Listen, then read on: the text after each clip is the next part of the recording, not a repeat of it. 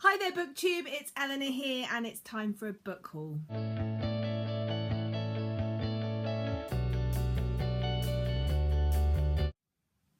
So even though I've slowed down my pace of buying books, it's been quite a busy month in terms of getting books.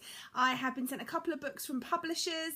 I have acquired quite a few books from friends who were giving books away, and I've bought a few books myself. So let's first talk about the books that I have bought for myself. So the first lot of books that I have bought for myself will come as no surprise if you've been watching my videos, and it is a huge stack of My Little Pony graphic novels. So I picked up the first graphic novel in a series that I haven't tried yet, which is My Little Pony Friends Forever Volume 1. So I'm excited to see if this one's any good, and that will be the third series that I've now got, because I have Ponytails, which I've read Volume 1 of. I've got Friendship is Magic, which I've read Volume 1 of, and then I have this one. I also picked up Ponytails Volume 2 because I really wanted to carry on with that one. And then I picked up Friendship is Magic Volumes 2 and 3 and 4 and 5. And then I also picked up, I think it is a standalone, which is My Little Pony Equestria Girls, which is there is a couple of My Little Pony films out there, which is where they go to sort of parallel world where they're people rather than ponies, and so I wanted to pick up this one as well. So I now have a massive stack of My Little Pony comics to be going on with and to keep me going, because I am well and truly hooked. Then a couple of other books that I picked up for myself. I picked up French Milk by Lucy Kinsley. If you've been watching my channel for a while, you'll know that a while ago I read her book Relish, which I absolutely loved, and so I'm just slowly picking up more of her books. This one again has sort of a food theme, and I believe it is about when she went on a 6-week trip with her mother to Paris. So I'm really excited to get to this one, because I really love the way she draws and her writing style and the way that she marries food in with the text, and yeah, it's really good, so I can't wait to read this one. Next, I picked up a copy of a book that I've been wanting to read for ages, and I hear nothing but good things, and Goodreads has it at really high average rating, and that is Pivot Point by Casey West. This is a YA book, and it's about a girl who can look into the future and see both the possible outcomes depending on what sort of path you choose, and it's about what she chooses, and I'm sure there's going to be lots of fun and action in it, and it's a part of a duology, so if I like it I can pick up book 2, but I just wanted to read book 1 first before I picked up a whole series, because I've been trying to sort of restrain myself from buying a whole series, because sometimes I end up reading book 1 and then I don't like it, and then I'm stuck with the rest of the series and I don't know what to do. So I'm just going to give the first book a go and see how I get on. Picked up another book on a lovely shopping trip. I went on a shopping trip with Brittany from Under the Radar Books, who was over in Scotland on holiday, Jean from Jean's Bookish Thoughts, Leanne from Literary Diversions, and Claire from the Book Fox. And I flew up to Edinburgh just for the day to meet with Brittany and the girls, and we did some shopping, and it was lovely. And so Brittany was picking up a book in Waterstones, and it was a buy one get one half price, and she didn't see anything else she fancied, and I'd sort of been toying with getting this one, and that made my mind up, and so I picked it up, and it's Alice by Christina Henry. I've heard from lots of people that this is a book that divides opinion. I've heard from Yamini and Jean that they hated this book, and I've heard from other people that they love it. It's doing really good on Goodreads.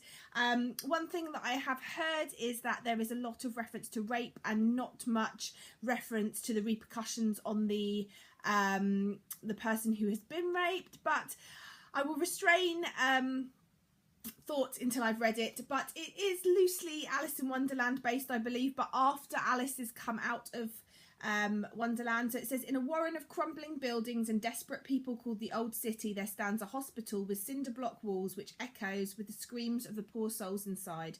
In the hospital there is a woman, her hair once blonde hangs in tangles down her back. She doesn't remember why she's in such a terrible place. Just a tea party long ago, and long ears and blood. Then one night, a fire at the hospital gives the woman a chance to escape, tumbling out of the hole that imprisoned her, leaving her free to uncover the truth about what happened to her all those years ago. Only something else has escaped with her, something dark and something powerful. And to find the truth, she will have to track this beast to the very heart of the old city where the rabbit waits for his Alice. So that sounds super duper creepy, so we shall see. And then because Brittany used my Waterstones card and my points card, I ended up getting enough points on my little stamp card to get £10 off, and I wasn't going to get this book because it was a hardback and I was trying to save money, but with the £10 off it only cost me like £3, and so I got it because I couldn't help myself. And I've been hearing great things about it. It's called False Heart by Laura Lamb. It's a really interesting front cover with like fingerprints making a heart. It's very shiny. And yeah, I just think this one sounds really interesting. It says, one night, Tilla stumbles home terrified and covered in blood. She's then arrested for murder, the first by a civilian in decades. The San Francisco police suspect involvement with Verve, a powerful drug, and offer her twin sister Tamer a chilling deal. Tamer must assume Tilla's identity and gather information to bring down the drug syndicate. The police may then let her sister live. However, Tamer's investigation raises ghosts from the twins' past. The sisters were raised by a cult which banned modern medicine, yet as conjoined twins, they needed life-saving surgery to replace their failing heart. And with the help from co-conspirators, they escaped. Tamer now discovers that Tilla had found links between the cult and the city's criminal underworld. The twins were once unable to keep secrets, but will learn the true cost of lies. And I just think this sounds brilliant. It's such a beautiful book, so I'm really excited about this one. Next up are a couple of books that I've received from the publishers, both unsolicited, but both sound very interesting. The first is called Frost Blood, which is by Ellie Blake, and I received a very intriguing map which I Instagrammed a while ago in the post, and then 2 days later this turned up, which was the book that was all sort of enticing us and telling us about. It's the first book in a YA series set in a world where fire and ice are mortal enemies, but together create a power that could change everything. In a land ruled by frost and ice, Ruby lives in constant fear. She's a fireblood, born with a dangerous ability to manipulate fire. She spent her whole life in hiding, until the day Frostblood soldiers raid her village and kill her mother, the day she swears to avenge her people.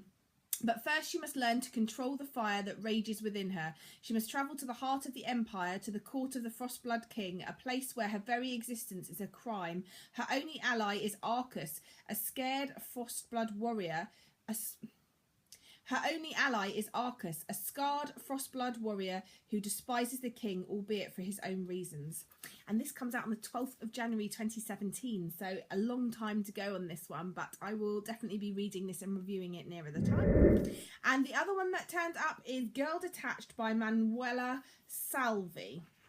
And I don't know an awful lot about this, but it says Alexandra has issues with her voice. Stress makes her stutter and she can only speak clearly on stage, freed by the words of the character she plays. When Alexandra befriends her new neighbour Megan and through her meets charming, handsome Ruben, it seems she has discovered a doorway into a different world and a different Alec. But Ruben wants Alexandra to play a particular role for him, and it is one that will come close to destroying her. So this sounds really interesting, and it comes out, let's have a look, on the 8th of September, so there's a little while for this one as well. So yeah, I will read and review this at some point on my channel as well. And then I was so lucky that the girls that I met up with in Edinburgh were giving a lot of books away, and so they gave me loads and loads of books. So this is just a few of them because 3 or 4 of them my husband has got and is reading, which is quite exciting because he's not a big reader. So these are the ones that I got from Leanne from Literary Diversions. She very kindly gave me this series. I think it's a trilogy by Simone L. Calais. There is Chain Reaction, Rules of Attraction and Perfect Chemistry. I think Perfect Chemistry is the first book, and these are sort of new adult romances, I believe. So I'm excited to get stuck into these. I think they're going to be just fun, sexy, fast-paced books. And then I do own this on Kindle, but I've never picked it up, and I'm struggling to pick it up, so I thought maybe if I had it as a copy I would. And that is Eleanor Park by Rainbow Rowell.